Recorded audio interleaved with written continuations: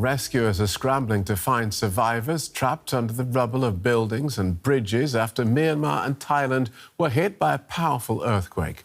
The epicenter of the magnitude 7.7 event was near Myanmar's second biggest city, Mandalay, which is home to more than 1.5 million people. An analysis by the US Geological Survey indicates that thousands of people could have been killed in Myanmar, even though the official death toll is, at this point, 144. The tremor also shook neighbouring Thailand, where at least 9 people were killed and dozens more are missing.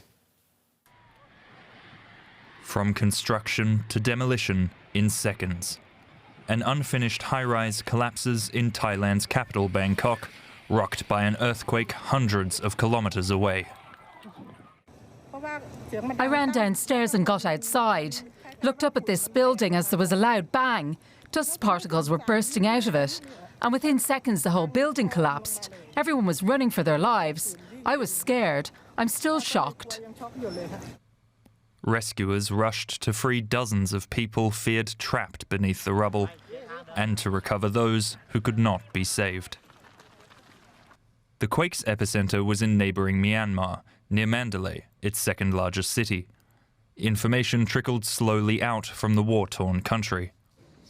But the videos that have emerged show scenes of devastation. Hundreds of injured people flocked to the main hospital in the capital, Naypyidaw.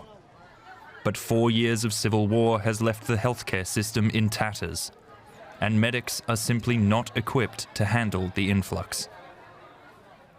Myanmar's junta declared a state of emergency and made a rare plea for international assistance. As we are in the midst of a massive relief effort against this natural disaster, I'd like to request all of the people to help as much as you can. I've also declared a state of emergency in all affected areas and have opened all ways for foreign aid. Myanmar's government has been internationally isolated since the military seized power in 2021. Now, its plea for help suggests the destruction could be widespread. And it's not clear how quickly international aid could reach those who need it most. Theo Kidess is head of mission at Germany's embassy in Yangon, speaking today in a personal capacity. Welcome to DW. I understand you're currently in Bangkok, more than 1,000 kilometres from the epicenter in Myanmar. What have people back there been telling you? Yes, I am in Bangkok, but I've been in touch with my colleagues back in Yangon at the German embassy there, and they have been personally fine and safe. They experienced the earthquake earlier today, just after, I think, 1 o'clock local time. And it was actually in the city of Yangon quite mild, but what they heard is that in other parts of the country, it's major, especially in the central regions of the country, in the area of Naypyidaw, which is actually the capital of Myanmar, and also in the region of Sagaing in central Myanmar, and in the second biggest city, Mandalay. So there seem to be definitely serious fatalities and injured. The numbers are still unclear. We heard something like around 150 fatalities and some 750 injured, but that number will definitely rise. And how well prepared is Myanmar for an event like this?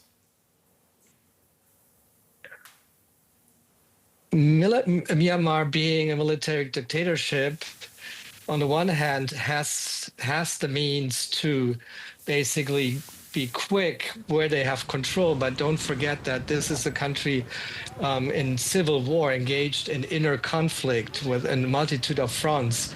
And so with that view, the country is not well prepared. And already we heard the leadership has asked for international assistance, which they rarely do, but in this case they did, to help with these fatalities and with this catastrophe. It's one of the poorest countries in Asia, and they definitely need assistance. And if that military aid is forthcoming from the rest of the world, because Myanmar has become quite isolated since the junta took over, if that assistance is forthcoming, does it only get to those places that are controlled by the junta, or do they allow it to flow out to the areas beyond their control, which are also devastated? That's definitely a very major issue here. But what we call access. Once the assistance starts rolling, there need to be assurances that access is granted to area outside of the control of the military. And we heard that both ASEAN and also India already indicated their willingness to jump in. I'm sure others will also come. And this is a major requirement to grant access to those areas not controlled by the junta. A lot of people are actually quite surprised that the junta has reached out to the wider world for assistance. What does that tell us?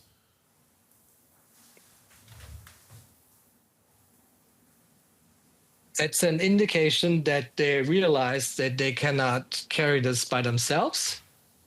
And they are also, in the times of need, obviously ready to give up their principle of isolationism, and to stick to basically openness for assistance. They have done it in the past with the cyclones. The major Nagis happened, and there was international assistance. But at the time, they were slow. They were slow to ask for assistance, and that was, I think, is a lesson they learned. This time, they were quick to ask for it, and this is among the many bad things. I think something positive here. OK, thank you for talking us through that so clearly. Theo Kidess, Head of Mission at Germany's Embassy in Myanmar. Thank you so much.